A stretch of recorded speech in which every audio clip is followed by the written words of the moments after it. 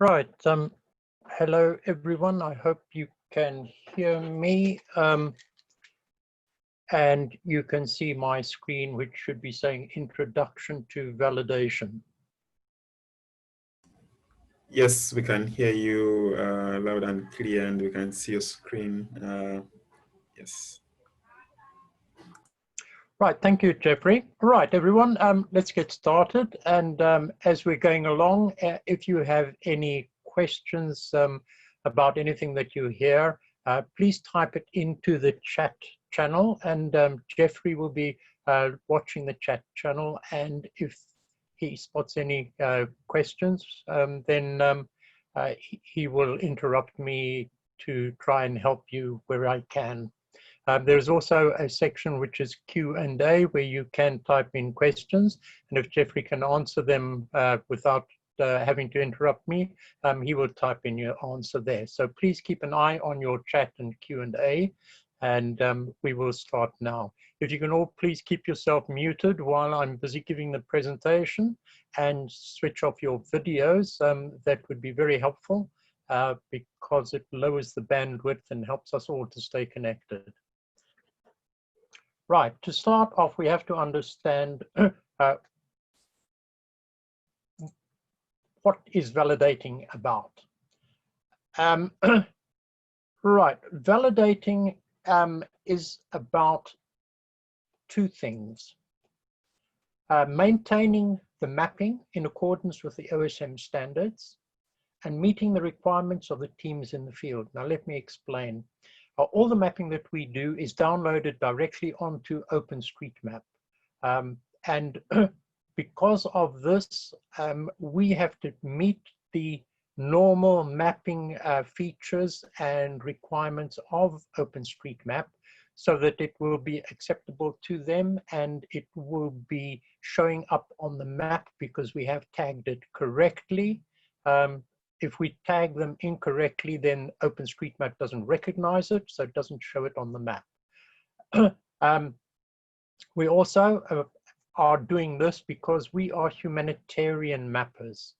And being humanitarian and disaster mappers, it means that we are producing maps so that people in the field can do their job efficiently and correctly.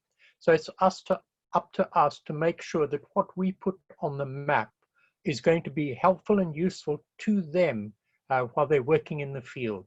The last thing we want to do is to cause them even more difficulty than they already have in difficult circumstances. So please, those two things, OSM standards and the requirements in the field, okay? Right, to be able to do that, we need to make sure that we get the correct tagging and the correct depiction of features. Now, to do that, we must make ourselves familiar with the map features webpage and understand and look through and learn from that to understand what the various features are and how they should be shown and used. This is an official wiki page for OpenStreetMap, and it should be your Bible. You should really take this. Now, I'll take you into map features and show you what that's about once we get past this point. Right. Another point that we need to look at is the alignment of features. For accurate mapping, it's no good just willy-nilly drawing buildings and drawing waterways and drawing roads if they're not lining up with each other.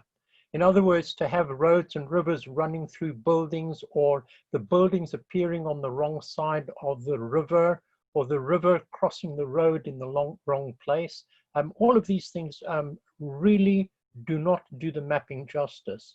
When a person is using their sat-nav and they're traveling down a road, they will be seeing our map. And our map should show that there's that big L-shaped building on the left-hand side, and there's the two smaller buildings on the right-hand side with a tree next to it, in which case the person in the car is going to know exactly where they are. But if we get those buildings on the wrong side of the road, that doesn't help. So irrespective of what the imagery, which imagery you're using, the alignment of the features must be with each other and with the background imagery. So please understand that. Right. The other thing that we are actually ambassadors to hot mappers. We are one of the frontline people, or one of the few frontline people who actually communicates with mappers direct. And as that, we are ambassadors for HOT. It is our mission to give mappers encouragement to keep mapping and to help them to improve their mapping. So that is a major task that we undertake when we become validators and we decide to do validating.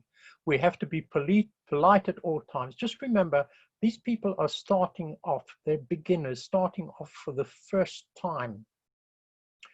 And they're just feeling their way around. They might not know, or were never trained, or were never told that a building has to be squared. So getting upset and frustrated with them is not our job, and it's not doing us any favors. We have to give the mappers the encouragement to keep mapping, to know that, okay, I didn't know about squaring the buildings. Thanks for letting me know. I'm going to square the buildings in future. So being polite, being helpful is what we must be doing. Give guidance to correct mapping errors. So we must have a working knowledge of the ID editor as well, so that we can give these beginners who are on the ID editor some instruction on how to draw or square buildings, how to tag buildings correctly. So we have to have some idea of the ID editor.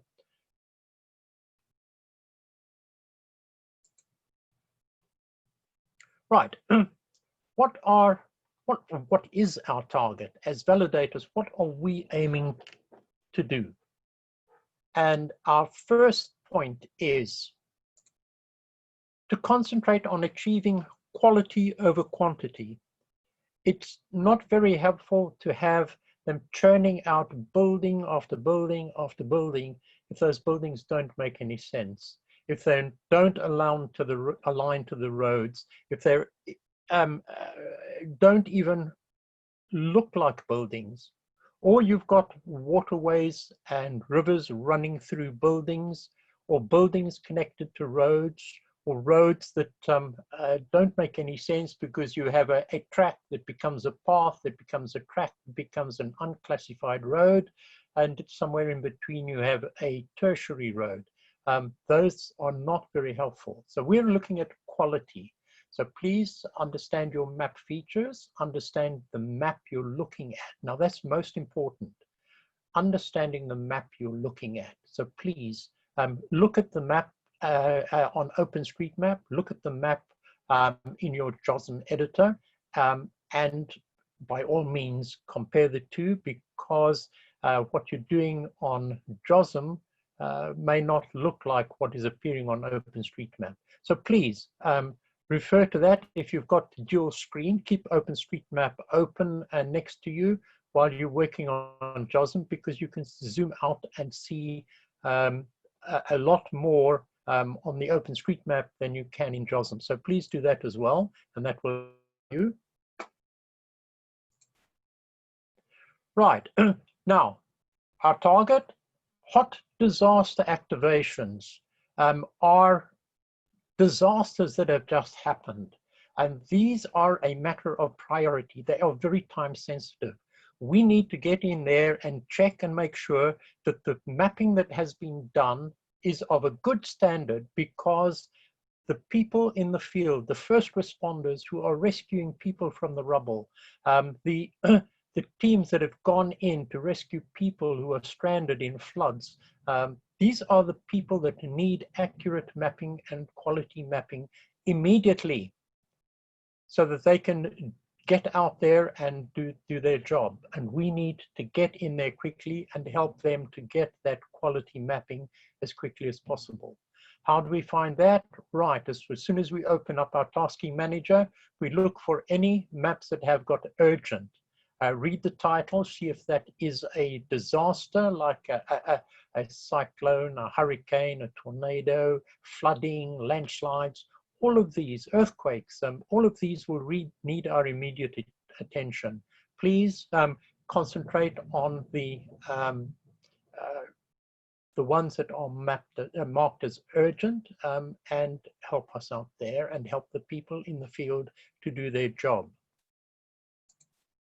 The other thing we need to concentrate on is the beginners. The beginners are the ones that need the most help, who are making some very regular mistakes, who are finding their way. We're the ones who need to get them up and started and running because many of them have not had the advantage of being at a mapathon, and certainly in this online situation we have now, people are not meeting other people face to face, so they don't get that one-to-one help anymore. And we need to be the online ambassadors that give them that help and help them to keep mapping and keep going. So we need to give them feedback. We need to tell them, thank you very much for your time. You have correctly identified the features in the background imagery. You are mapping them at the correct size and shape. Thank you very much. Please keep mapping. That is about the best thing that you can say to them if they have really got it right, because they need that encouragement to know that they have got it right. They can be sitting at home and mapping away and sitting there thinking, well, I don't know whether I'm doing good or bad or messing up or what. We need to give them the encouragement that they're not messing up, that they are doing well, and especially the ones that are doing well, we want them to keep mapping. So please give good feedback as well as helpful feedback in getting them to correct their mistakes and errors.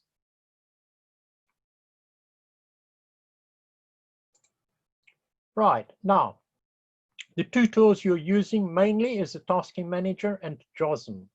The Tasking Manager is the entrance to a lot of the humanitarian mapping, and JOSM is our favorite editor for doing validating. So we'll talk about these two.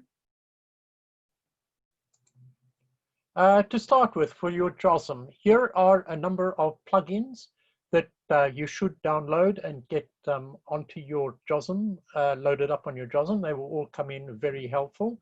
The building tool speaks for itself. Without the building tool, you're going to battle to draw buildings. That is our amazing thing. That is the most used tool, and it is the best tool in the bunch. Imagery offset, if you download that, that will help you in swapping between imageries. There's a measurement feature, which means you can measure how wide a road is, or whether to decide whether it's wide enough to take a four-wheeled vehicle, which is about 1.8 meters, or whether it's just a path.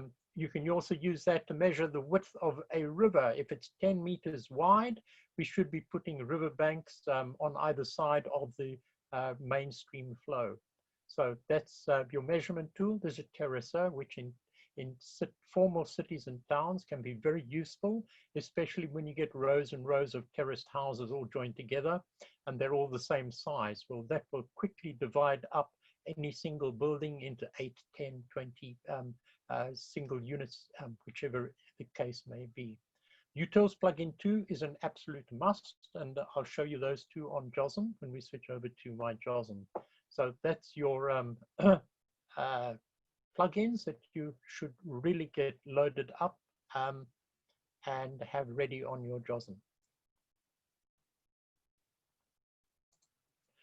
Right, another thing that will come in useful and will be very helpful visually for you is the map paint styles. That's a GitHub on GitHub, and it's a missing maps JOSM styles, and you can use a validator one there, and it will highlight things on your JOSM for you to be able to quickly see and zoom into any problems that you need to investigate. So another aid that will help you in your validation. This is not available at this stage on ID Editor, so you can understand why we prefer JOSM. Right, some useful validation tools. Once you start becoming a more experienced validator, you can use some of these to overlook the whole area and to see whether there's any cleaning up that is needed to do. We use this quite a lot in when we do a third phase pass after a project has been completed. So these are useful tools if you want to do corrections and fixing up.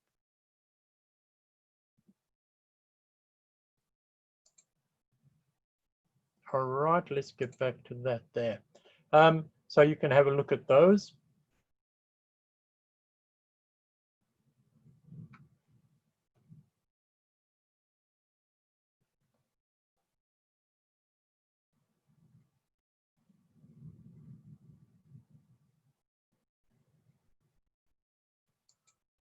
Okay, right, now let's move on. What you need to do to understand is that validators are selected and put into teams. The two teams that we have at the moment for HOT is the validator trainees and the HOT global validators. The HOT global validators are our top validators who have shown that they have a lot of skill and experience in understanding the map. They've mapped thousands of downloads on both buildings, waterways, highways. So they are across the board skilled people, and that's what I would like you all to aim for, to have an understanding across the board and aim to get onto the HOT global validator team, because we need you there as much as we need mappers. HOT courses, if you are interested in getting more involved and becoming more active with the working groups and with the activations themselves, please have a look at the HOT courses and go in there and investigate and look at those.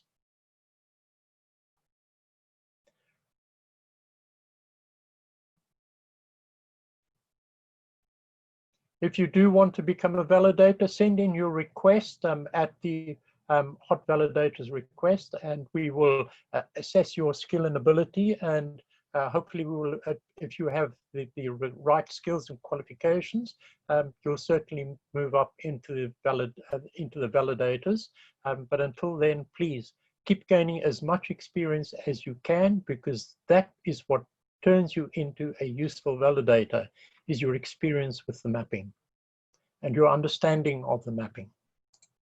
Right, now you remember I mentioned the teams in the field, and we need to take a look at what this is about and what the teams in the field are, because we are in actual fact producing maps for them. Right, to understand that, the first responders are the people who go in when we have a disaster, and they're the ones that save lives, rescue people. They're the frontline people who do that. The humanitarian teams are those who go in for cholera epidemics and saving lives and inoculations, vaccinations, and all that sort of thing. So they're the ones that are doing the work, and they're the ones that need our maps on the ground to be able to do that. One of the campaigns that we have is the malaria elimination program, where they notify us which region they're moving into next, and we try to keep up to date with the mapping there so that they can find their way around and do the spraying to get rid of the malaria mosquito. Right, so how does our mapping help them? Right, let's have a look at this slide and let's understand where we are. Before we start our mapping, you've got something like this. No data or minimal features, maybe a couple of roads, maybe no roads. No one can tell anything from that, or whether it gives them any idea where they are or what's going on. The second slide is after we've done our mapping from the satellite imagery. This is where we come in, mapping from satellite imagery. And we produce the buildings and the roads and waterways and anything that we can work out from the satellite imagery. This allows them to navigate to where they need to be, to find out where the major population groups are, where the isolated dwellings are, where the small villages are. They can find those, and with the roads, they can also find out how to get there. So this is a very important first step to them actually being able to start doing anything. When it comes to a disaster, they can quickly see from our map how complete it is, how easy it is for them to plan their logistics, to work out where the people are and how to get there. So this is of major importance. Even if we cannot do any of the next three, this is such major importance. Without this knowledge, the teams are crippled. In the words of Ivan Gayton from Medicine Sans Frontier, who says, with the OpenStreetMap complete and ready for us, we can hit the ground running. We can already have pre-planned where we need to go, how much equipment we need with us, and how many people we need to take with us, and we get started straight away. In the past, without this information, we would land at an airport and sit around waiting while people worked out where we needed to be and how much we needed to take with us. That's not the case with OpenStreetMap. We hit the ground running. So please, this is what we are aiming for and aiming to achieve. Then we start handing over to local people to add more local knowledge. So the teams on the ground give us feedback in the way that we can add names and facilities on the map, but the names are quite important. This means that they can plan for Ebola and cholera campaigns to try and eliminate that, vaccination campaigns, the logistics they need. Why? During the Ebola crisis in West Africa that covered 4 countries, a patient would come walking into one of the clinics and as sick as anything with the Ebola, and the doctors asked them, where did he come from? And that man will say a village name. But unless that village name is on the map, no one knows where it is, no one knows where to start looking or where to go to find out if there are any more people in that village affected and how much further afield the Ebola has spread. So these village names are extremely helpful that way. The next step is where they start adding clinics and hospitals and schools and places of worship. All of this information is important in public health campaigns. Water sanitation and planning. I'll give you some idea of how that works. In one of the big camps where they were getting regular sicknesses, and they narrowed it down to a certain area and worked out that the toilets were too close to the water source. And by having the toilets and the water sources marked on the map, they were able to deduce that, and they moved the toilets quite far away so that they would not be contaminating the water source. So that is just how critical information can be in trying to help. And of course, we get to the last part where we get right down to micro data, and even here you can start putting clinic times when they're opening, the hospital, whether it's got an accident, an emergency, the ambulance services, all this sort of thing start appearing here.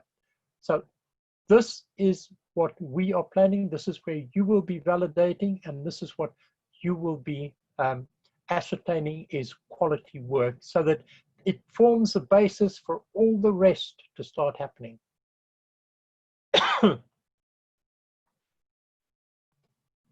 Right, I have completed this. So now I'm going to just show you 2 last places where you can advance your knowledge and information. These are YouTube videos that the training working group has put together, which gives JOSM for beginners, and it tells you a whole lot of things about how you can use various tools, how you can look things up, and how you handle the various facets of JOSM, and also advanced JOSM, where you go into it in more depth and learn more useful tips and tools to use to find your way around and to correct. So if you ever come across a a conflict that pops up in your screen. This will be explained here, and you will understand that. Multi-polygons are explained so that you understand that. So please have a look at these two videos. Each one is about an hour and a half long. Please have a look at those and use them to learn to advance your skills further.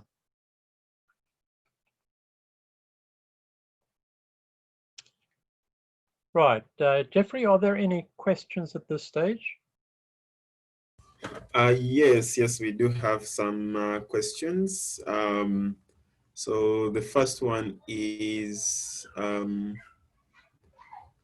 we need to be advanced mappers to validate in JOSM? That was from Haunaz.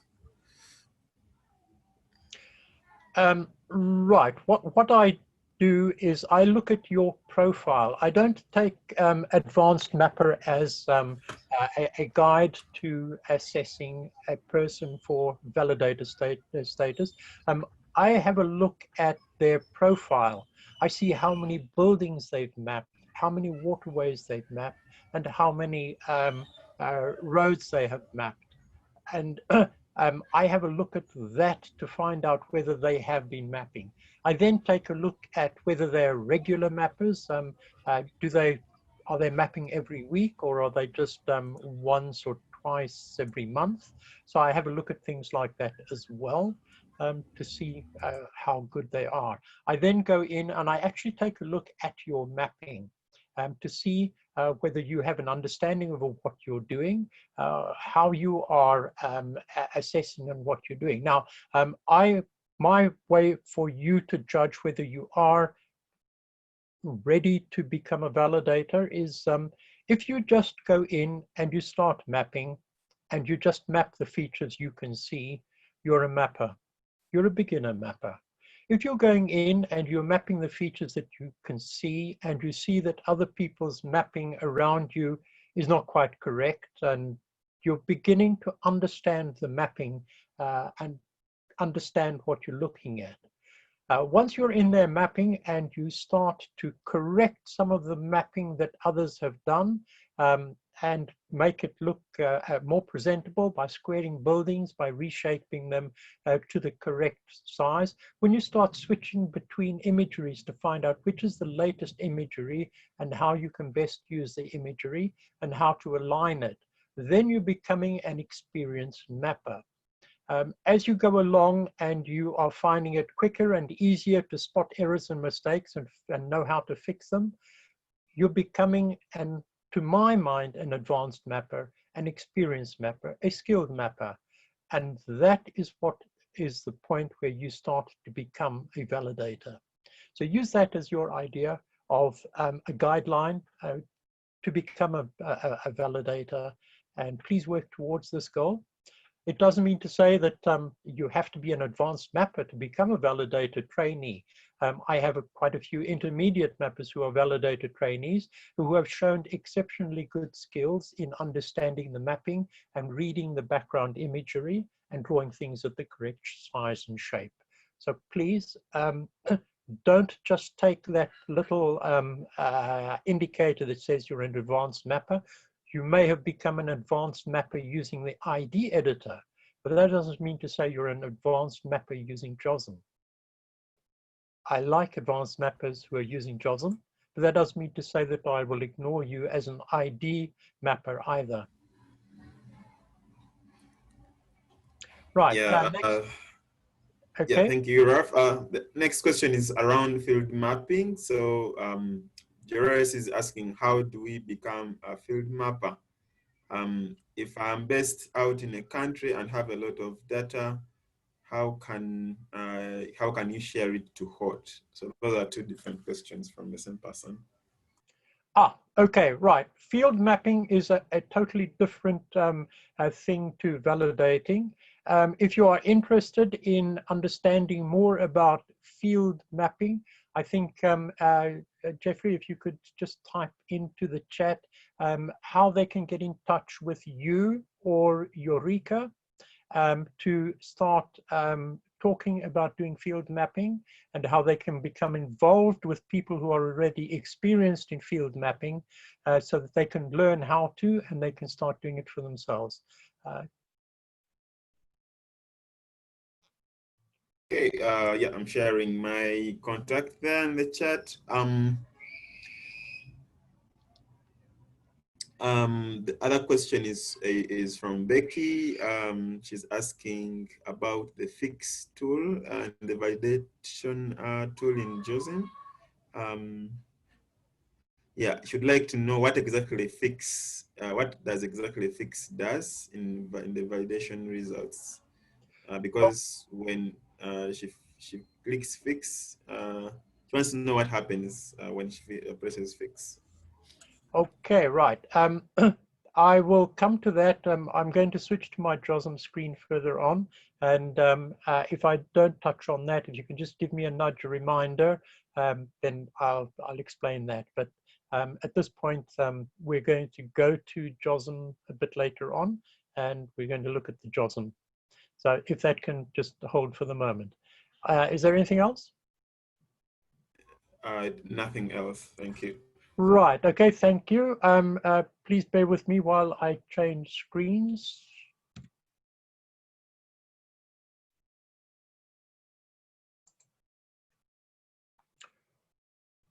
Right.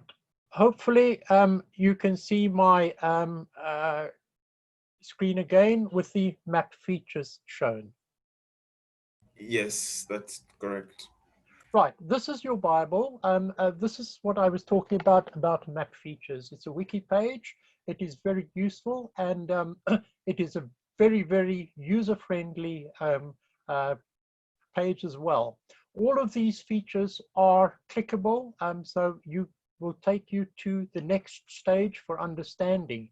If we have a look at buildings, which is the most common one that we do, I mean, buildings, highways, man-made features, power, waterways, they're all here, all of them. So please, this is your Bible, and each one is clickable. Let's have a look at buildings. So buildings is the key value, that is the block top value for buildings. You'll know that the most common one we use is building yes, because we can't see what is underneath the roof that we're looking at on the imagery. However, once you start getting into towns and mapping your own area or using local knowledge, all of these will come in useful and understand what you're doing. For instance, houses, residential, semi, these are the values. So you have a key and a value for each tag.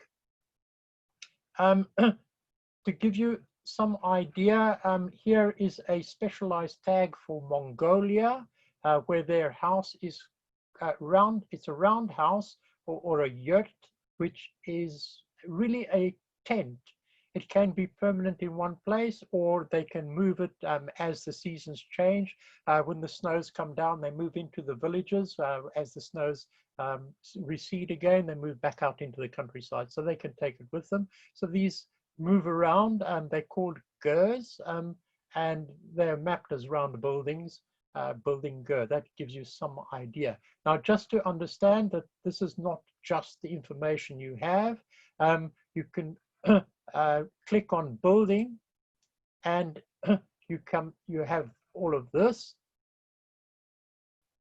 and it will take you to the map, the wiki page, which will explain buildings and what we understand as buildings, right? If we click on the key, let's just take the apartments and click on apartments. And that will take you to an explanation of what they understand apartments to be. Please, I apologize for the snow. Right, here we go. Purpose-built apartments, converted buildings, addressing multi-story. So this is a good example of how detailed they can be in trying to help you to understand what an apartment block is. Additional building attributes and things like that would come in handy to understand. So please map features is your Bible. Please refer to it, look at it, and get to know and understand the various features so that you have a deeper understanding when you're explaining to others where they've gone wrong or how to correct. Highways is a very good one to look at. I know they tell you that there's loads of information out there like Highways Africa and things like that, but this is the original page that you should need to have a look at and to understand. Okay, if you go to Highways, here it goes all the way from motorways all the way down to residential, unclassified, trunk links. When you start becoming hot global validators, you'll be validating on advanced mapping in cities and towns. So these motorway links and trunk links and things like that start coming in quite important, especially when you see this sort of thing on the map. The off-ramps and on-ramps and things like that become the links that you need to understand and know. So here we are, a whole lot of information about the motorways. Living streets you sometimes see. Please go in, have a read here, understand what a living street is. Why do we use a service road? What are they used for and how do they work? A service road is not just for industrial estates and everything like that, campsites, business parks, but it is also your driveway is a service road. So the driveway to your house is also a service road. What are pedestrian ways? Understanding tracks, which are private roads used for agriculture and forestry. They're on private land. They're not public roads that people can travel along to get to where they want to be. So please understand that. Another thing that you have to be careful of is to check that a feature does not have a relation attached. If it is part of a relation, please try not to break that. Please make sure that it stays intact. So understand relations as well and how to deal with them. Right. So that is your map features. Okay. Now the next, oh, hang on. Are there any questions regarding map features? No questions. Right. Let's go on now. Remember, I said that your tools were JOSM and the tasking manager. Well, here is the tasking manager. It starts off on the front page. See if we can get to the front page. Once again, we're slow.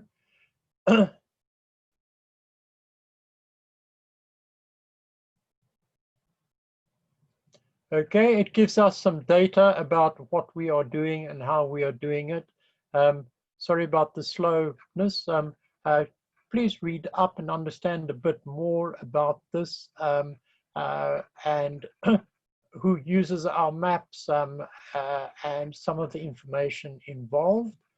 It would take you possibly to the hot OSM and missing maps pages as well, where there's more information and more detail.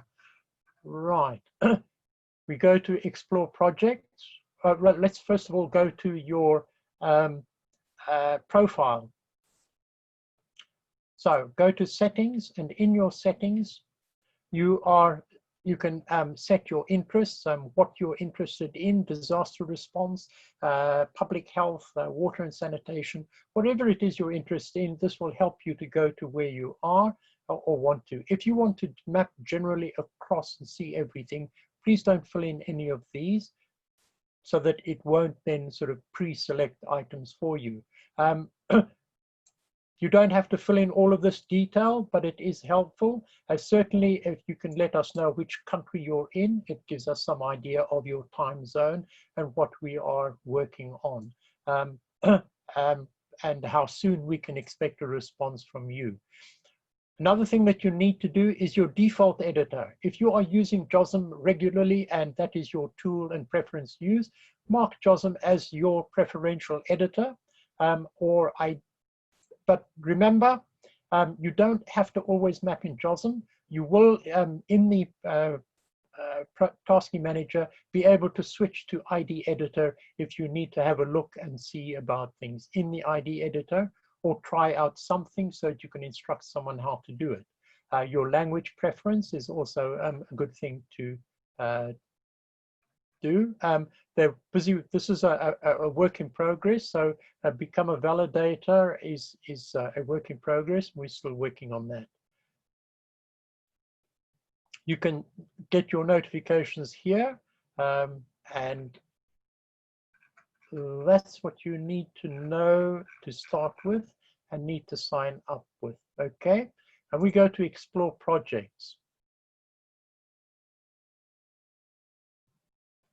Right, now remember what I said. First up is look for the urgent tag that will tell you whether these projects are needed to be completed quickly, or port explosion. There's the Beirut port explosion, which has been where we are not mapping actually the port area, but the 8-kilometer surrounding area where buildings have been badly damaged or partially damaged. So we are doing the 8-mile radius around the port, and we're helping them in their assessment and damage extent. So please, this is also urgent and needs to get information back to them. You can see there's a lot of work still being done for COVID-19, and that will be very helpful. There are a number of hurricanes starting to happen now, and we're looking at those to see whether we will be activating projects for any of those at this stage. So keep an eye on the urgents. That's what is needed. Now, remember I said that you are going to be mapping and you're going to be targeting beginners because they're the ones that need the help. And so you will be going to the difficulty level, and you are asking to see all beginner mapper projects. And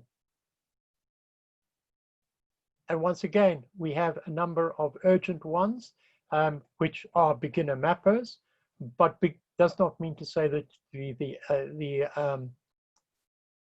disasters do not need your validation. Please go to the disasters first, and then come back to the beginners and help them with the mapping. There are more filters, so if you are wanting to specifically go to a certain specific country, you can do so. So if your preference is to map anywhere, Botswana or Angola, wherever you want to, if you mark that, that will apply that, and it will only show you projects in that country. So you can see that there are no urgent ones here. There is quite a lot of beginner mappers here. So you can go to a country of your preference if you so wish. If you want to go to a campaign, these campaigns are all here.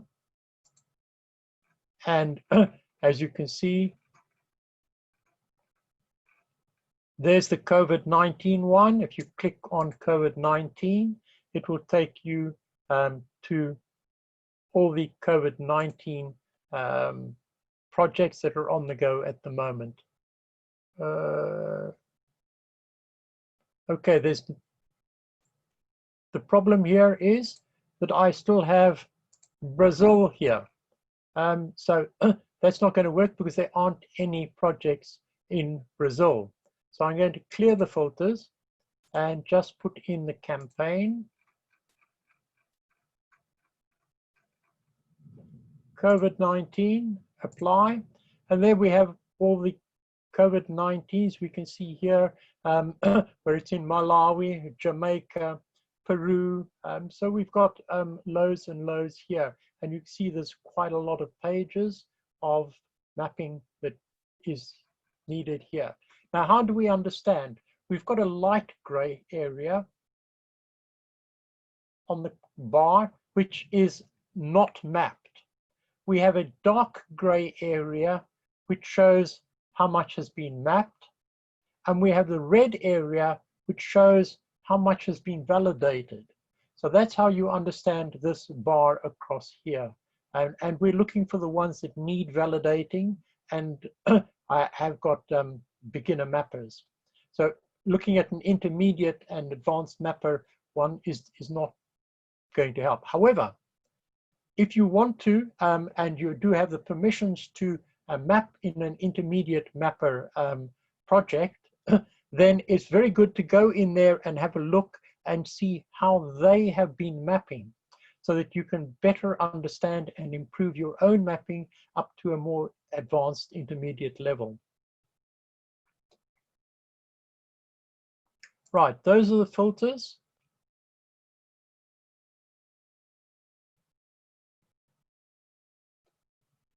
Right, let's go to a beginner mapper project.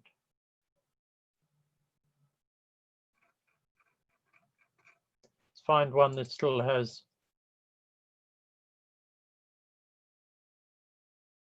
some mapping areas to map. Right, here's one.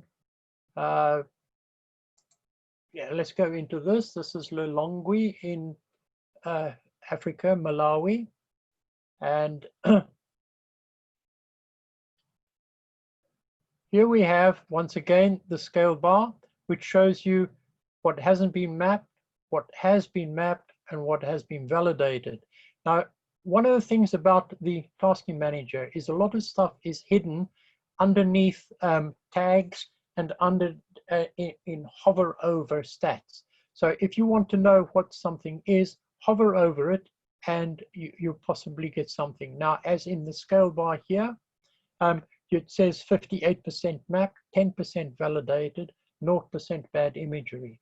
So please hover over items, look at the imagery. It says this is a custom imagery. So this is something that is not just your normal Bing or Maxar or Esri imagery. This would be a custom. Sometimes they use specialized imagery that they bought in or have got permission to use, and other times they will have their own imagery from drones. This is sometimes very useful. As you scroll down, under coordination, it gives you who the person is that created the project. So that is the person that you will contact if you have any problems with the project or with the instructions of the project or with the mapping on the project. Down here under teams and permissions, it tells you who can do it.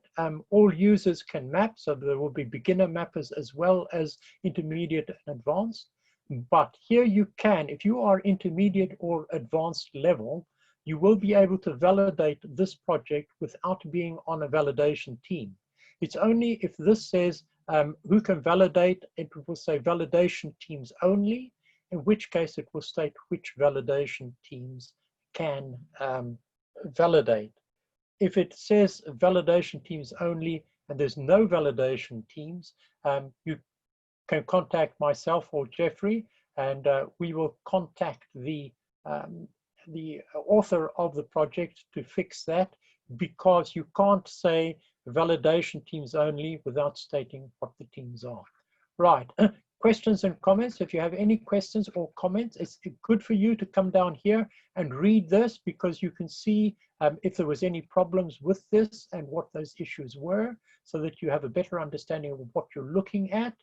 You can switch to more if there is more, and you can post your own. If you want to post your own and you start, you can either send a message direct to the author of the project to notify them of problems, or you can send it to author and managers if it's an overall problem that needs some attention. Okay, and you can post that simply by clicking manager and author. It will go to them. Okay. Now, please read the description and the instructions so that you have an understanding of what the mappers are being told to map. So you should be told something about the imagery and how to use the imagery and which imagery to use. The 2019 Maxar imagery is the custom imagery, so they can use that. And they are mapping roads, buildings, and waterways here. So that's very interesting. The white squares are the ones that still need mapping. The blue squares are the ones that need validating. The green squares are those that have been validated. The amber squares that you can see here have been invalidated and asking for more mapping to be done because they're not complete. Now you can see that the validators have been doing quite a lot of that. What is the validator doing here? They're going in, they're opening up a task, and they're looking to see whether it is complete, whether it's been completely mapped. If it hasn't been completely mapped, if it's only 3 or 4 buildings, map the buildings yourself and go on and validate the task. If there's quite a lot of buildings that haven't been mapped and quite a lot of buildings that need squaring or badly shaped, invalidate the task. Please, we only have a limited number of validators for hundreds or thousands, tens of thousands of mappers. Please do not be shy to invalidate when there's a lot of work that needs to be done on a task. We are, as validators, not actually there to clean up and fix up. We are there to check the quality, and if the quality is not up to standard, send it back to the mappers to fix up and send and mark complete so that we can check it again. If you want to go back and after you have invalidated, if you want to improve your mapping and go back in and do some mapping, pick those tasks that have been invalidated, the amber ones, and fix those up, please, and improve your experience and your knowledge. If you have to move buildings around, redraw and refix buildings, waterways, realign waterways, this gives you knowledge and experience in fixing those mistakes. So please build up your knowledge. And okay, now if we're going to go to map a task to validate, let's choose a task to validate.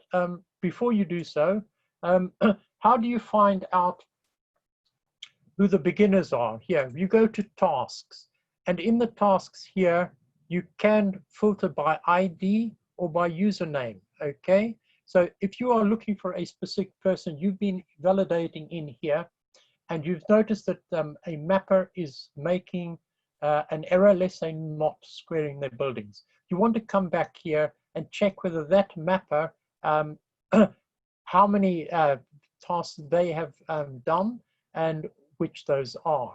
Or you can go to contributions, right? And in contributions, you can look for the person you're looking for. If you want just beginners, click on beginners, and this takes you to the beginners. And you will be looking for people who have joined recently. Now, at the present moment, remember I told you, hover over to look for things. If you go to a person and you hover over their name, it will tell you when they registered. Now, you can see that this person registered in June this year. Going down further to see who has only mapped one task. And generally, these are the first timers who are getting in. And you can see here, 17th of June, 17th of June, 17th of June. So all of these people joined at the same time. It may have been at a mapathon. You want to have a look at their task. So if you click here, it will select their task over in the far side there. Here you can see their task is selected, and you can go in and you can validate their task. So that is most helpful. So this is how you play around with this, see what you can find out and do, and find your beginners and look for tasks. And you can do it by a change set if you have got a specific change set, but that is for more advanced validators. At this stage, just play around with understanding how to find the people and work with the beginners and find the tasks that they are doing. Okay, now remember I said read the instructions, make sure you read the instructions. Remember I told you that there are other templates out there for learning, like the East Africa tagging guidelines. Have a look at that and see how it differs from your information and your understanding of how to tag things.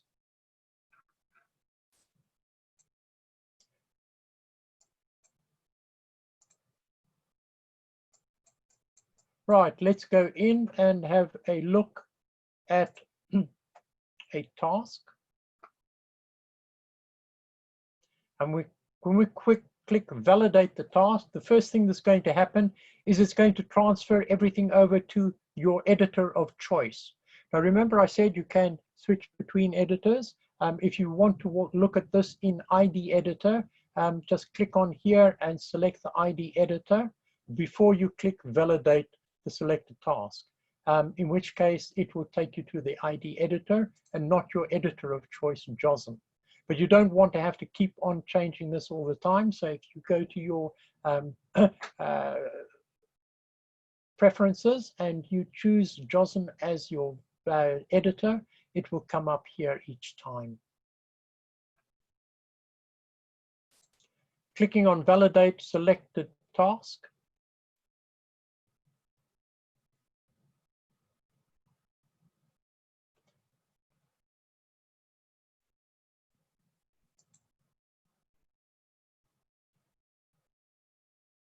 Excuse me while we go slowly.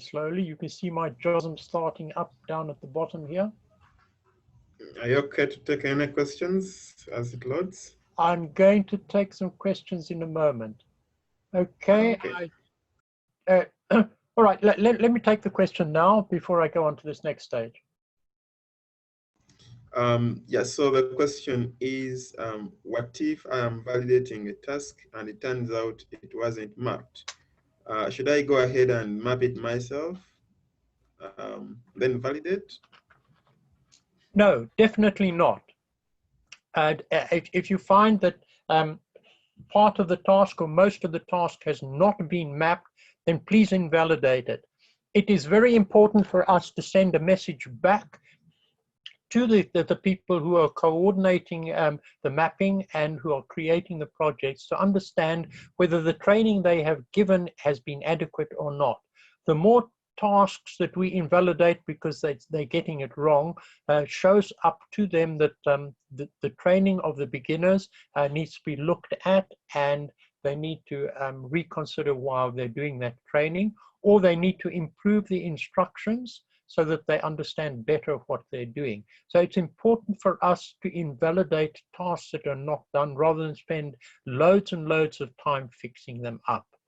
Please, we are checking to make sure that the mapping is up to standard, and our skill and knowledge makes us very quickly assess whether that is the case. But do not hesitate to invalidate a task. We're not there to stop the project from going ahead. We want to get this project completed, yes. So as I said, if there's only 3 or 4 buildings or that need fixing, please, by all means, fix it yourself. But if it's quite a lot or it hasn't been mapped, invalidate the task, please. And another one from Lynn, in certain circumstances, I have deliberately not been squaring buildings because they are simply not square. For example, in Beirut downtown, have I been doing the right thing? Yes, this is more prevalent in cities where you do have some weird and wonderful architecture, where you have some high-rise buildings which are weird shaped and quite strange, and also they also have their footprint offset from the roof, so you have to do adjustments to that as well.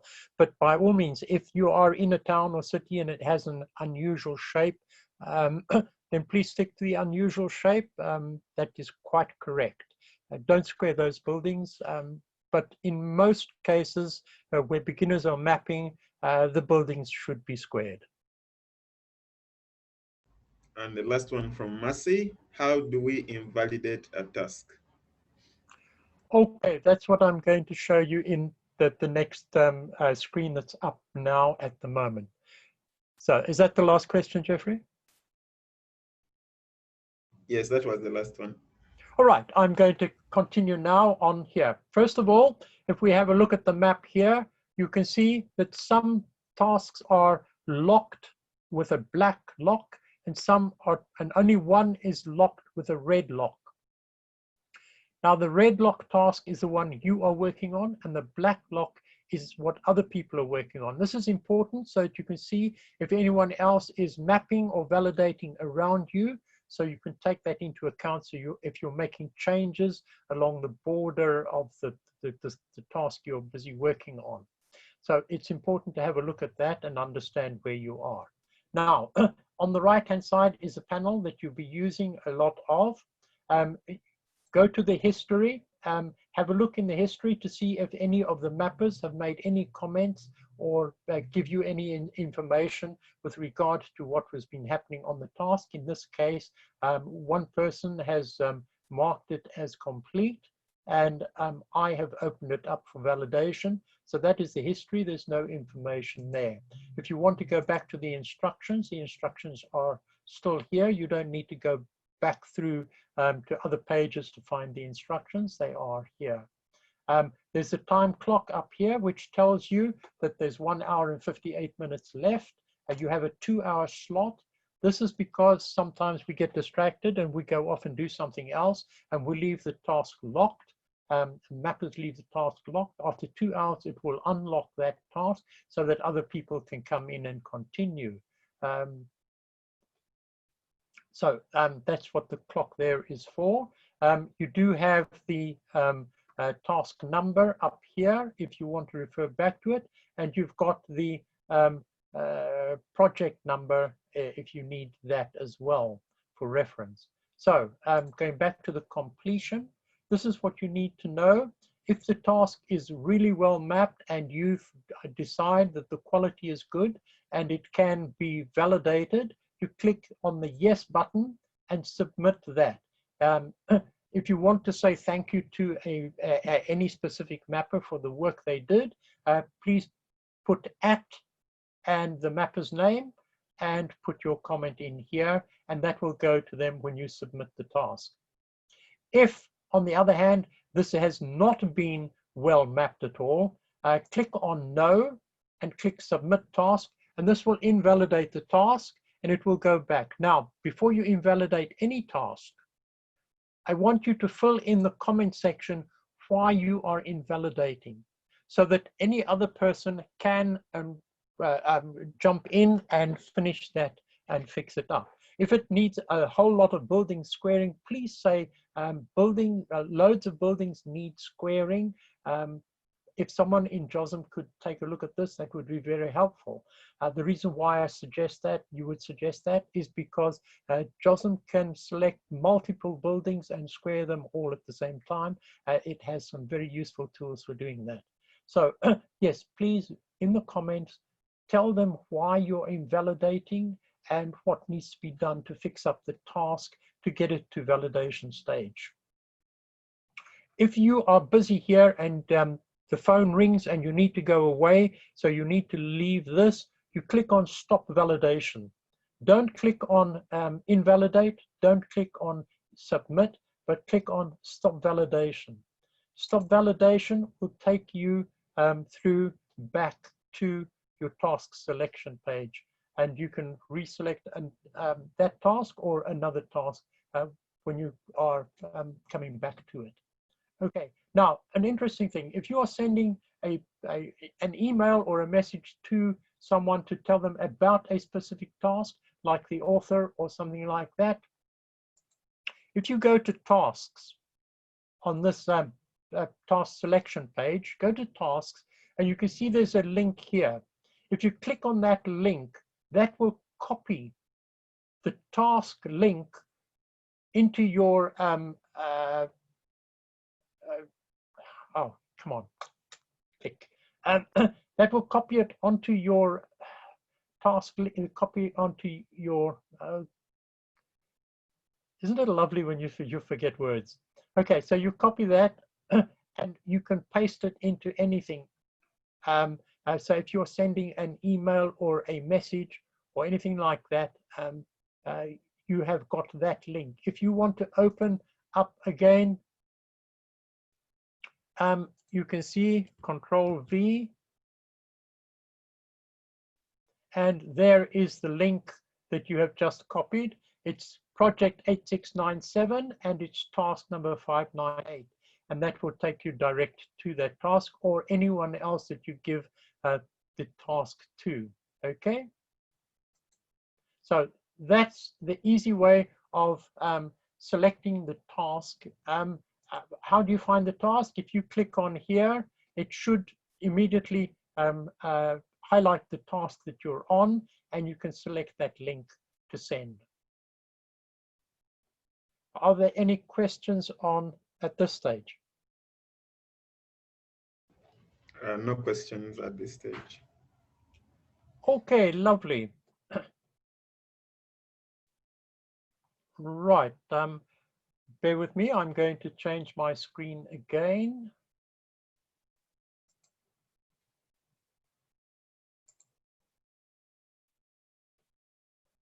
Right, and hopefully you've got my Java. I'm going to clear this. Right, Yeah, I've got my JOSM. JOSM. Yeah, Yes. right, lovely. Okay, presets. Presets are a great and quick way of mapping, and you need to understand and use your presets. You can see your presets if you go up to the drop-down menus at the top here, and you will see that your shortcut keys are all listed there.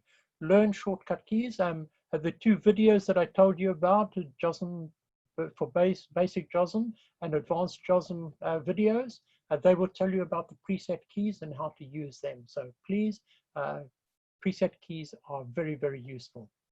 Right, the first file that I'm going to go to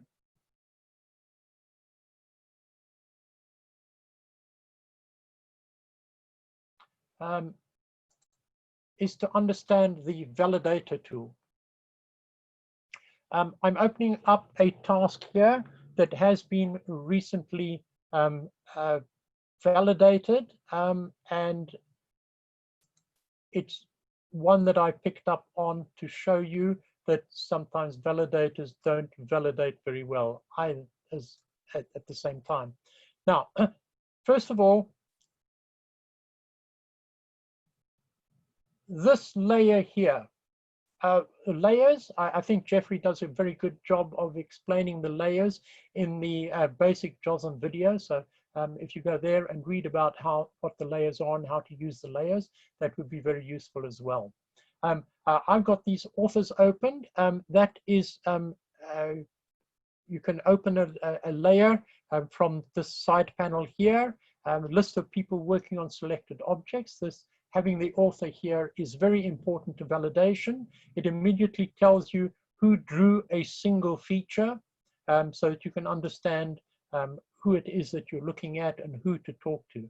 Now, to give you some idea of a mapping of a task, I'm going to drag a square with my selection tool, drag a square around the whole task, and that highlights everything on the task. And you can see here a long list of the people that have worked in that task.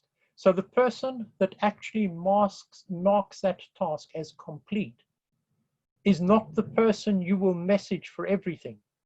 What you need to do is to check the individual features to make sure that the unsquared building you're going to target the correct mapper for the unsquared building.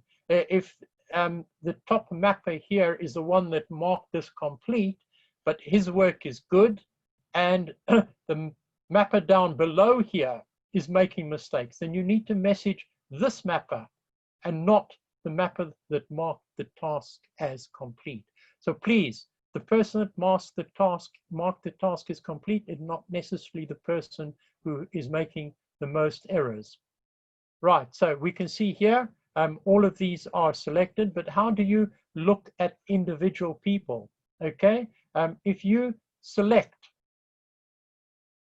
a single author here and click down on the bottom here, select, it immediately goes and just highlights those features that that mapper has mapped.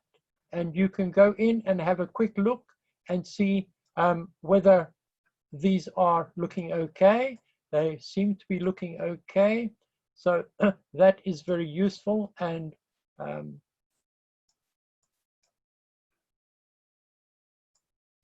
added links, yes. Here they've done some movements. They've only moved the nodes and have not actually changed the road. That is very good on a main road. That's what you like to see from a mapper, rather than messing around and messing up some of the features of the roads. Okay, so that's how you can select individual mappers, by dragging an area,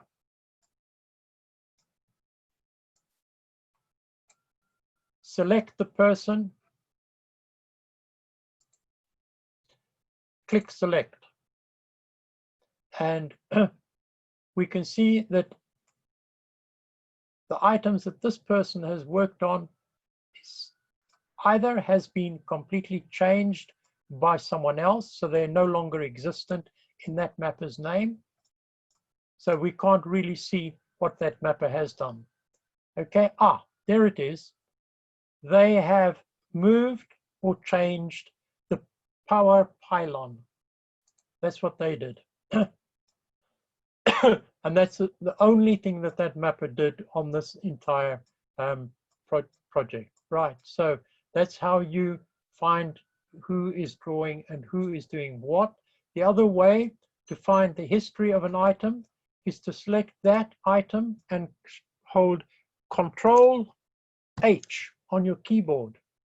And that brings up a new panel which tells you that this person is the sole author of that feature, and they are the ones that drew it in the first place. So that is the person who is author to that. If you have something that has been mapped by a number of people, you can look at the history, Control H for that road, and you can see that it was first drawn in March 2019. And by toggling with these tools, you can see what the original was and what the present one is now. Okay, that's the person that did the last change, and that's the person that did the creation of it. Right. So now I'm still looking at this, and now I want to run my validator. So I make sure, by clicking in a blank area, I make sure that nothing is selected, and I'm going to run the validator tool. Now the validation tool is this blue tick here. You can switch it off and on and off to get your validation layer here. If you want more space, you can collapse it down and open it up again. And by running the validator, it runs a test on all the items you can see here. And it gives me warnings, 69 warnings. I've got a validation layer that opens up, and all of these validations are highlighted in yellow. Now, it's not that easy to see with a white background. Let me put some imagery in there. So I'll put Bing imagery in there. And with the background there, you can see there are yellow lines around everything and yellow lines here. Now that's your validation layer. You can switch it on and off by clicking here. Okay. And going to your warnings here, click on the little plus sign and it opens this up. And you can see there's a whole lot of things here. The things we don't like: overlapping buildings, crossing highways, highways crossing waterways, building highway crossing, unconnected highways. Now that's an ouch. Unconnected highways. How do we quickly see if the highways are all properly connected? I've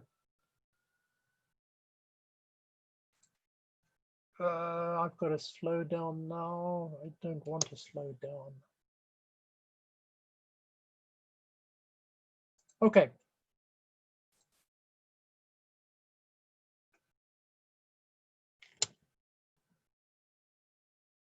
Right, I'm going to select a main road. I'm getting low bandwidth, so this is.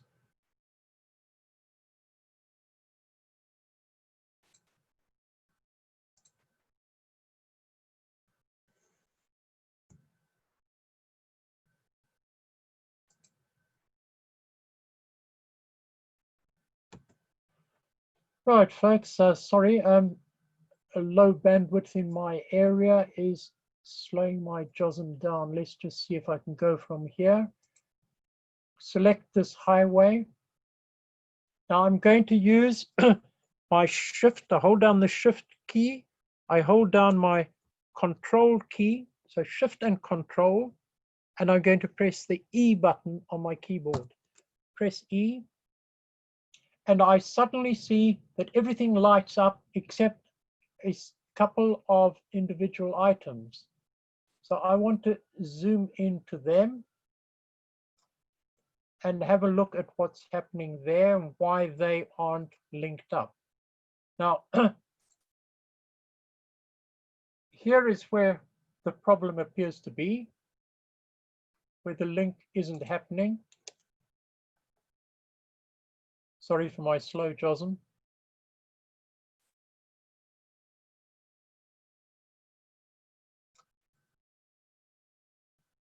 Right, I want to have a look at what's happening here. And I grab that node and I can see this is not connected. Okay, so that is going to be a problem for anyone using SatNav or routing tools, because it will show this as a dead end. So if they're coming off the main road, that will be shown as a dead end and they won't want to turn down there, and the SatNav won't tell them to turn down there. So we need to make sure these roads are all connected. So remember that tool, shift, select a main road through the area, shift control E, and you will see any roads that are not connected correctly. Okay, so that would be joined. How would I join that? This is also a no-no. This we don't need. We can see that this road should be continuous down to here, but instead this road doglegs here. Now this is what I need you to look at if you're looking at roads. Roads are not supposed to dogleg like this, because that confuses the sat-navs and the routing software, because it thinks that that is the continuous road and that is a road going off it. So what we need to do is to make sure that this road is continuous. So click on that and press P to split the way, okay? And then what we want is for this and that to merge. Press M on the keyboard. All right, to merge, I select the node I want to move. I select the node I want it to move to and press M, okay? Now I've got that this SatNav tool will come along here and it will see that there's a road here. It can either go left or right because there is a junction here, so it knows there's a road there, and that is connected, so it knows there's a road there. So it will realize that it can turn down here to get to this complex here. Previously, it did not know that, and it would not be able to find a way to SatNav you to this complex because the roads were just not connected to take it there. So please remember that, Shift Control E, and check the roads in the area for connectivity. If you want to zoom into something like here, crossing building highway, click on the little plus sign next to that I apologize, my JOSM is going very slow. I'm getting up to 5:30 here. I think people in the area are all switching on their computers and logging in, so our bandwidth is slow. And while this catches up,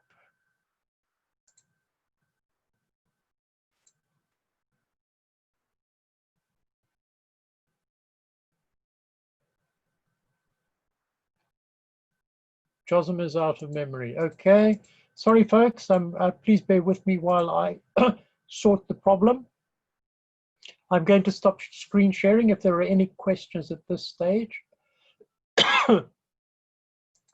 I'm going to help you with the question while I fix JOSM.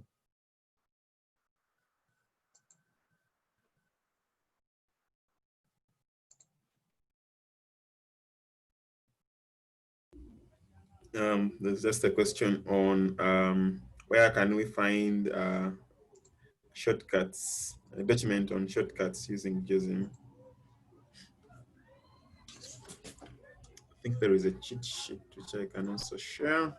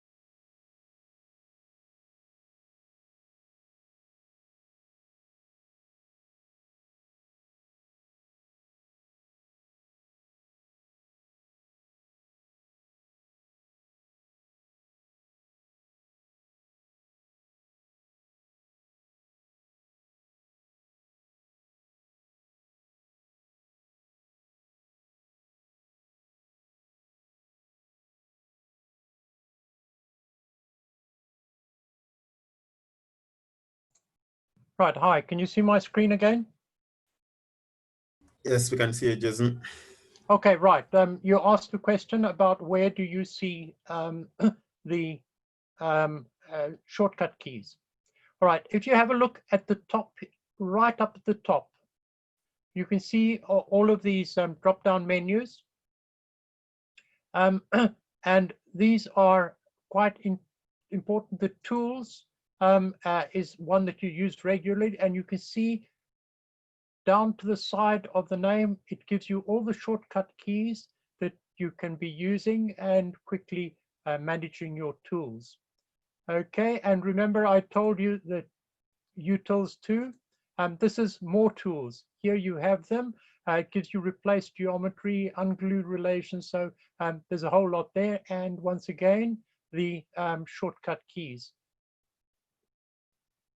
Okay, now there's quite interesting ones that you can learn to use and understand, because they do come in very useful when you're fixing or repairing items, like align ways, align the nodes in a straight line, symmetry, unglue relations, things like that. So there's quite a lot of interesting tools that you can explore.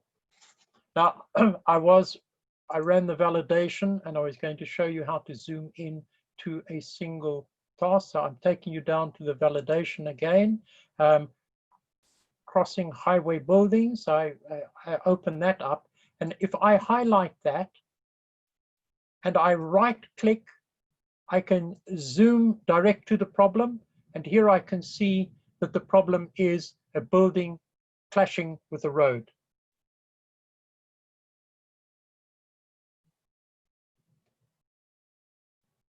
Right, so there you can see how to zoom in and have a look. Now, which is the error? Are you going to tell the person who is mapping buildings crossing roads that they're making an error that they need to keep an eye on? Or is it the person who drew the road? Now there, I can see that person drew both of those, so I can highlight that and tell them that that is a problem that they're doing, if it is regular throughout. Now, I'm going to switch on my imagery. I'm going to switch Bing on again.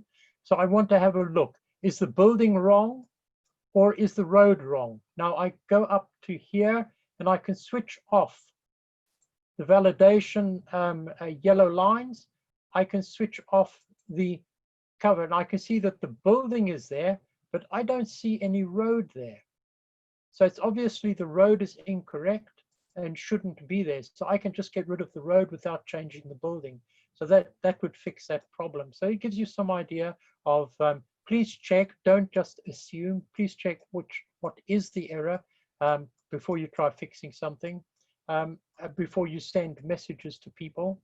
Okay. That's how you zoom into an individual item. You can see here, remember I said dog legging, clicking on the roads in a town. You can see that this should be the road that goes straight through, and it should not be this dog leg like this. So we want to see road continuity as well. So if you want to become an expert in roads, this is what you should be thinking of and looking at, so that you can help the software, routing software, to work out routes and ways to get to and from places. Right, Jeffrey, we're running over time, aren't we? I think we had like 1.5. We are just at 1.5 hours already. Okay, right, so I can still continue. In areas like this, I straight away see that this is wrong. I see it's highway unclassified. All of this should be a highway residential, unless it's a road that's coming in from the outside. So all of this, I can see straight away, should be invalidated and ask them to fix up the road classification. I also see that this is a tertiary road that runs along here and then suddenly stops and doesn't continue. And that's an unclassified road. A tertiary road should be continuous all the way through to the next major town. So that's not correct. I see this as a tertiary road and it also stops, but it certainly is not going anywhere near any major or town. Or if I switch off, I can see here that this is not a tertiary road going to a major settlement or town. So that is also incorrect. At best, that would probably be an unclassified road linking into unclassified road that links into a higher tertiary road there. So this I certainly see as wrong. So yes, I would invalidate this and ask someone to fix up the road classification. And also the road connectivity, because as you saw, a number of roads not connecting. Right.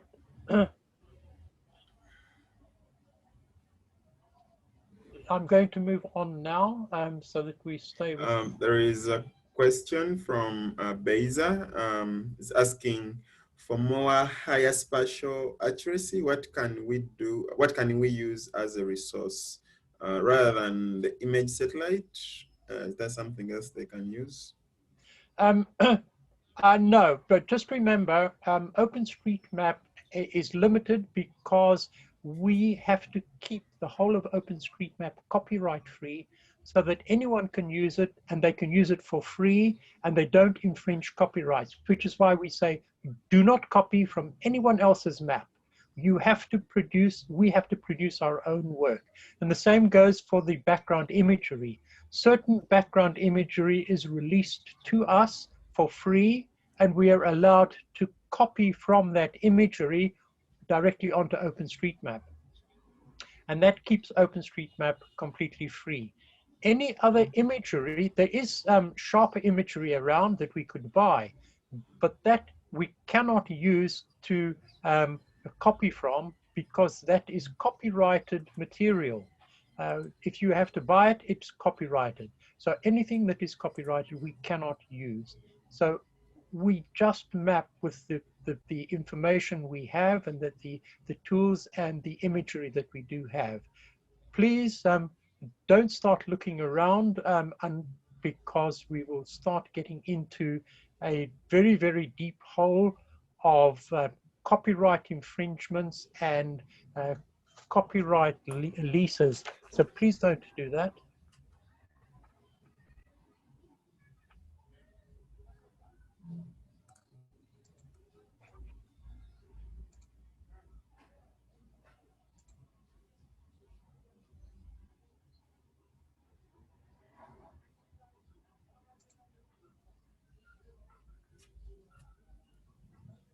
Right, my next screen here, I'm going to switch off my Zoom, my Bing background imagery. Now we're looking at road classification.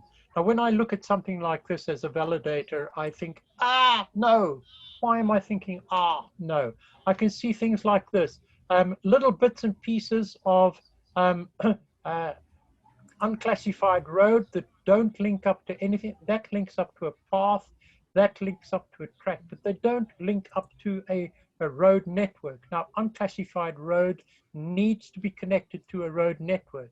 I see other roads here, and these are service roads, and they are not connected to an unclassified or higher road either.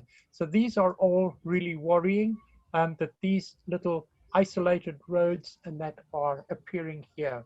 And that should be a big warning sign. Now, also, what I should be seeing is an unclassified road which takes you through this area. Unclassified road is the lowest grade of road used for public transport. So for the public to actually travel through this area, you would need an unclassified road linking them through from the main road and across through the area. I don't have that. All of this is highway track. Now remember earlier I told you a highway track is a private road for farmers and forestry workers to travel through the forested area and through the farmlands to go about doing their business. And those are private roads on private land. So they're not public roads. So to traverse through this area, I would need a public road which would be unclassified. I would expect that to run continuously through the area so that we can get from one side to the other, or we can get to these isolated dwellings and these little villages and communities that are along the way. So these that I'm seeing here should not be tracks, because this is a public road for public people to be able to get to where they want to be. That could be a private road, a driveway that goes to a single place. But certainly it should not be a track. Now you see the problem here. I've got pathway that does not connect up to anything else. So it starts in the middle of nowhere and ends in the middle of nowhere.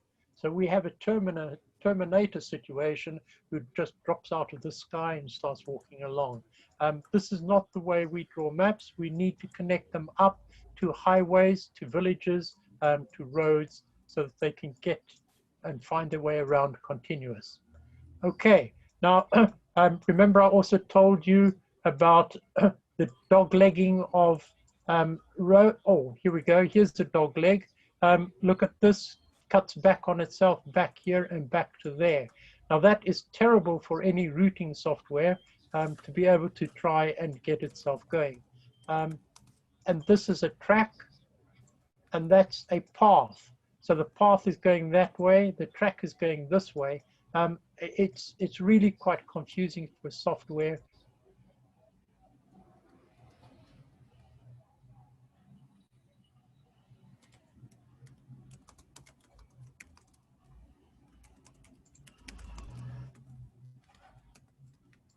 Hi, sorry folks, I've run into a bit of a problem there. Am I back? Yes, we can hear you properly. Okay, can you see my screen as well? I completely blacked out for the moment here. Okay, right, so we're back here, right, again, dog legging. So we don't need that. We need a road to run continuous. Here's another dog leg. I would expect this road to run continuous along here, but instead this one also dog legs. So I would expect this to be continuous this way here, all along this way here. That one also dog legs. It shouldn't. This should be continuous, running through the area all the way along here, and should link back up into this road over here, which it doesn't do. So that would be, as you can see, my continuous road through the area, which gives access to this area. And this has not been done in the mapping here. It's all doglegging and bits and pieces and tracks. Let's just have a look at the imagery. So let's bring in Bing again. And I'm looking at this.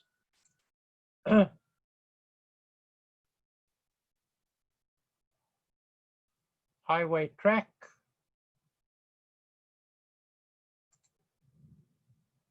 So let's switch off the highway and have a look. And I can definitely see, you can see the double line, double markings of tire tracks. So this is definitely a route that can take a four-wheel vehicle. I can also check that. Remember I told you the measurement tool. So I'm going to produce my line tool, which is A on my keyboard. So I press A and I get my line tool. My measurement is down the bottom here. And I'm going to click on one side of this road and drag it to the other side. And if I look down the bottom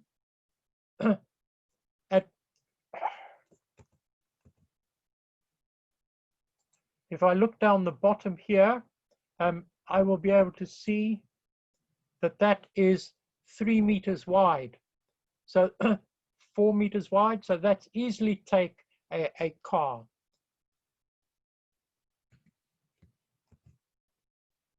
Okay, so this I'm quite happy to show as an unclassified road. And would it go all the way down to the main road?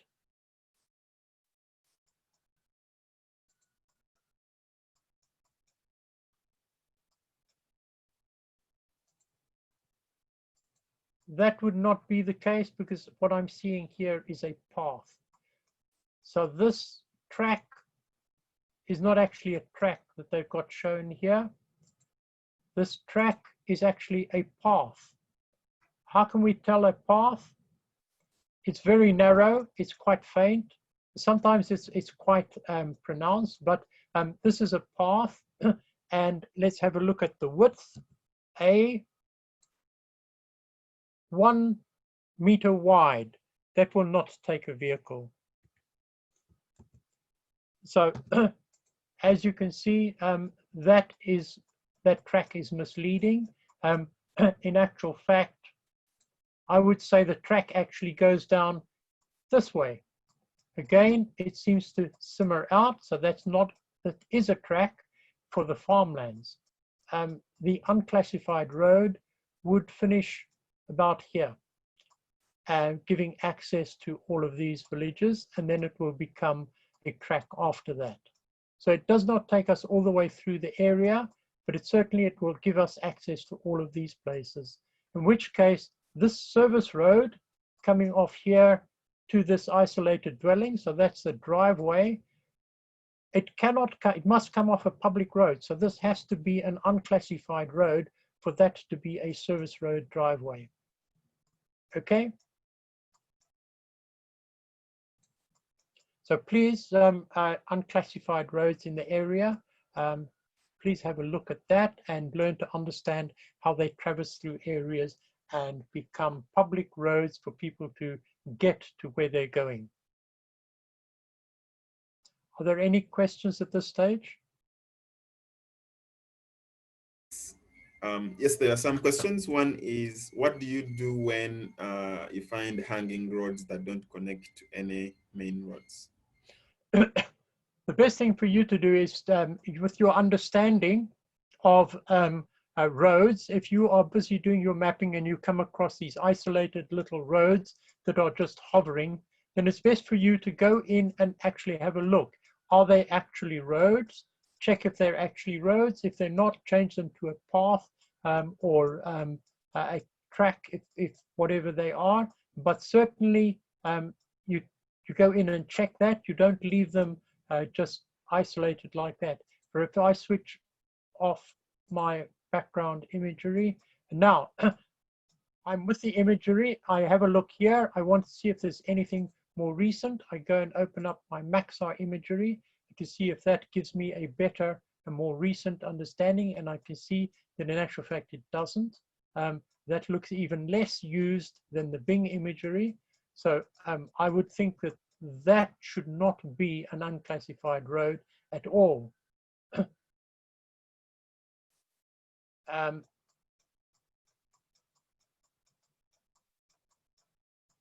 Now, looking at this is definitely wide enough to be a road, and it comes down to here, but I think it would be stopping here. It's not going any further than this.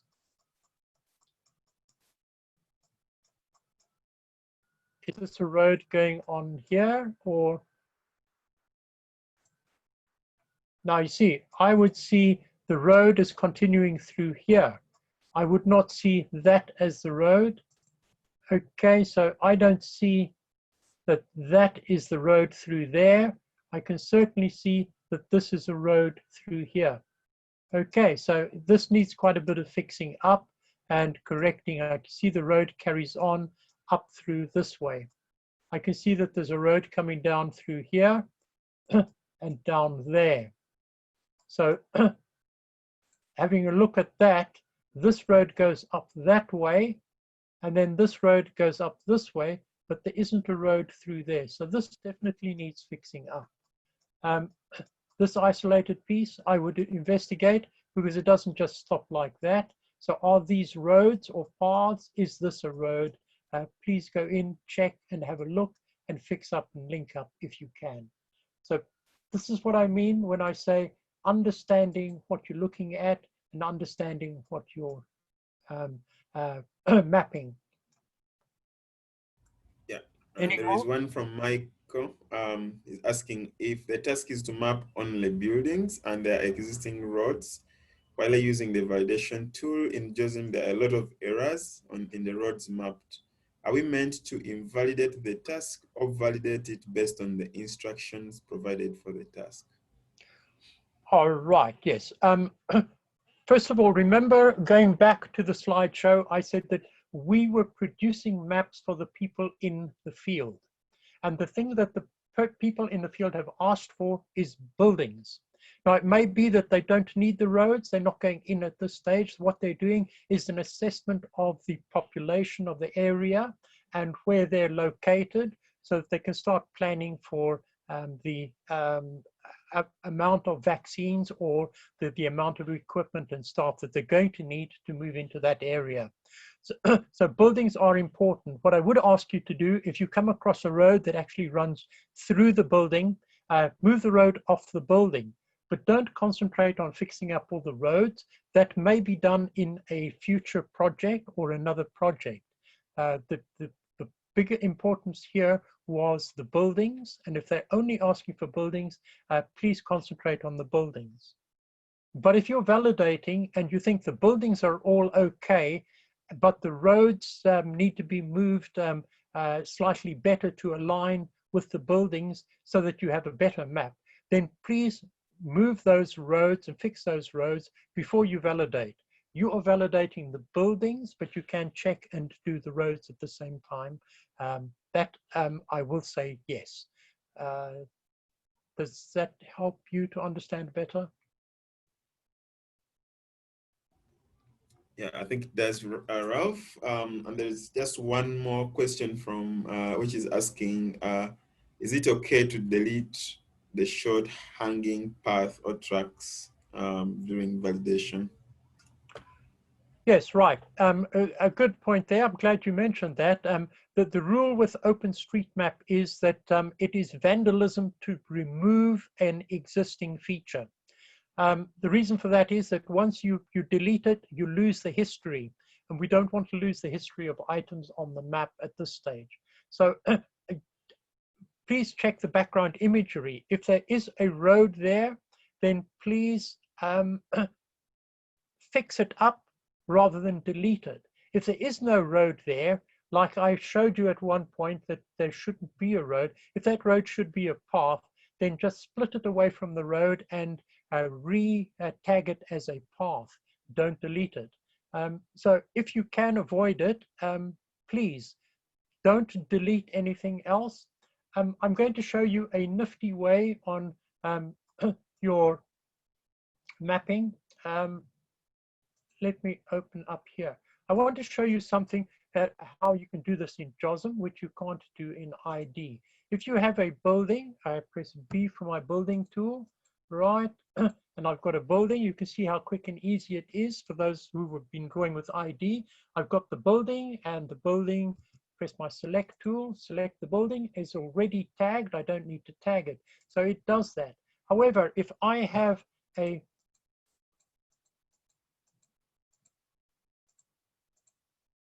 weird shaped building, and that is tagged building, yes, okay, and it's tagged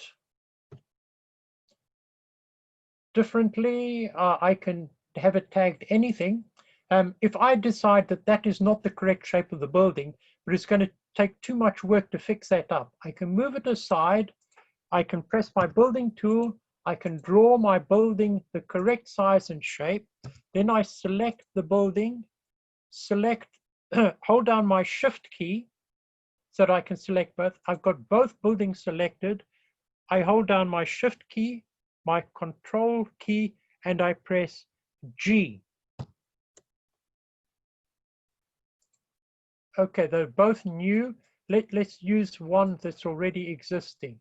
There's a building that's already existing, and I want it to be the new building. So I've got that selected. I hold down my shift key. I select the new building. I hold down the shift control and I press G. And the old building that was tagged has been merged with the new building, and any tagging that was with the old building is now with the new building, and the history has gone with it. Now, I did not draw that building, I only drew this building. So if I press Control H, I can see that the history has come with it. This building, original building, was drawn by that person, and I drew the new building. So I've retained the history and the tagging from that old one. So remember that tool as well. It is holding down the Shift key, the Control key, and press G to replace geometry. And that way you can redraw a building and keep the history by replacing the geometry. I don't want to do that, so I want to put that building back, and I'm going to delete this. Right, okay, does that help? That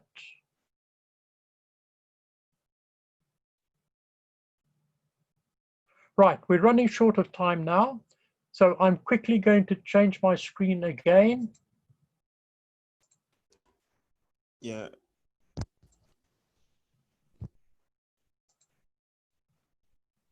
Yeah, I think we can wrap it in about 4 minutes at the 2-hour mark. Thank you. Right, okay, so I'm just going to go to the last part, and this is waterways. Once again, you remember you can check whether waterways connect up to a main stream. So that would be, once again, your Shift Control E, and you can see that they all link up within the area, except these that come from outside on a different water system. So that is very good to see. That is very useful. Now, the other thing you need to look at is direction of waterways. They should all be flowing down towards the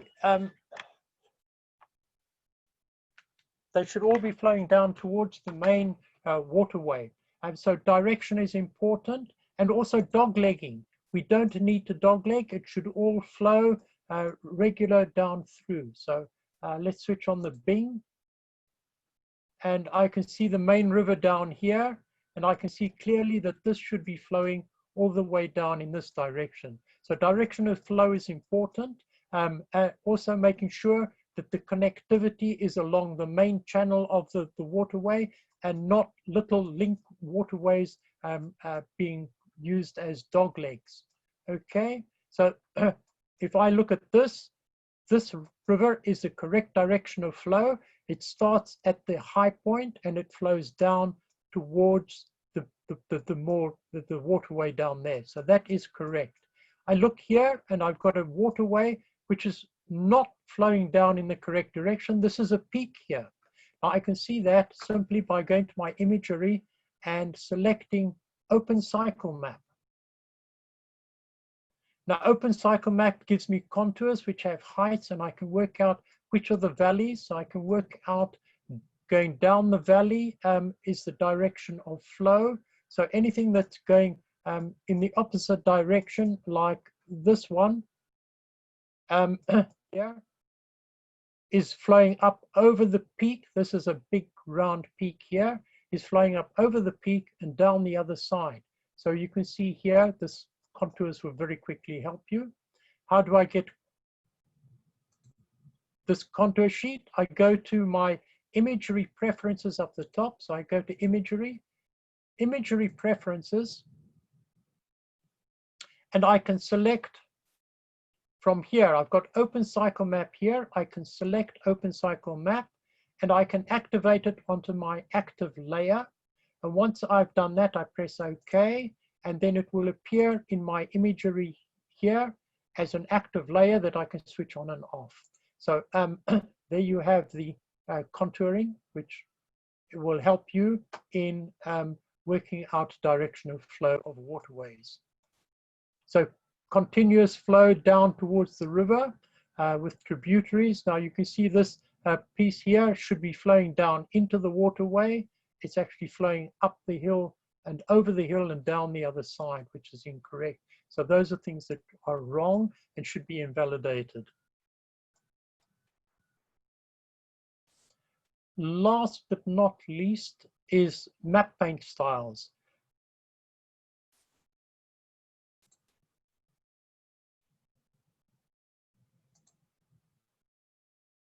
Right, I'm going to switch on my map paint styles.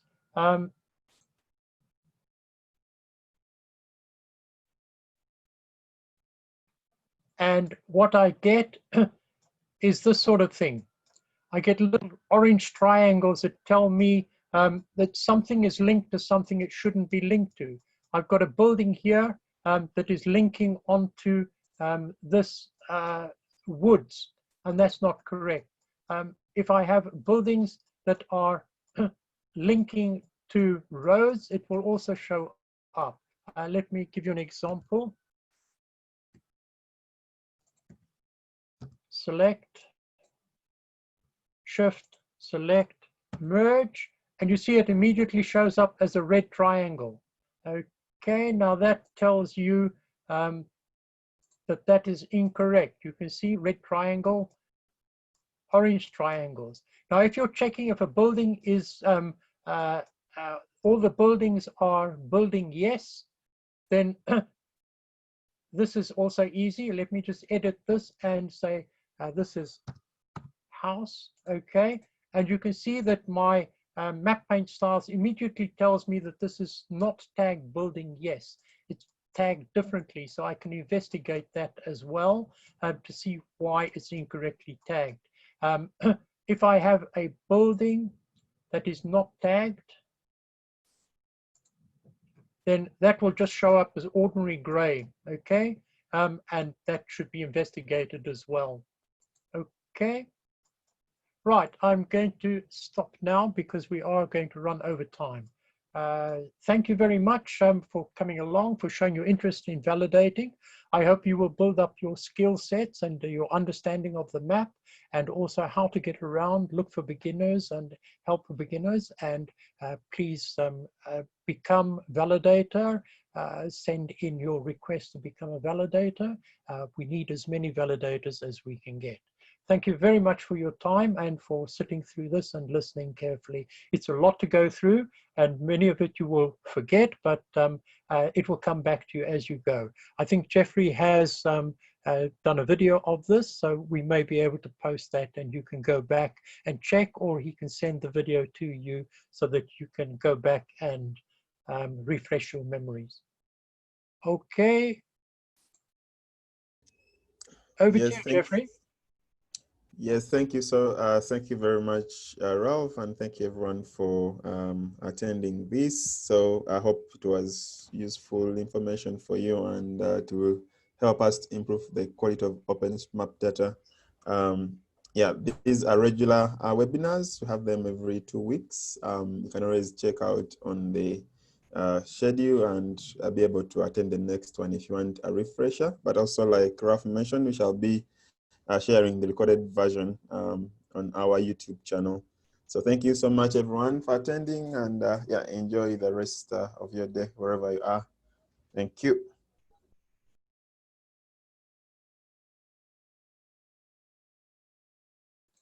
Right, thank you. I'm going to pop off now. I've got another meeting, so bye, everyone.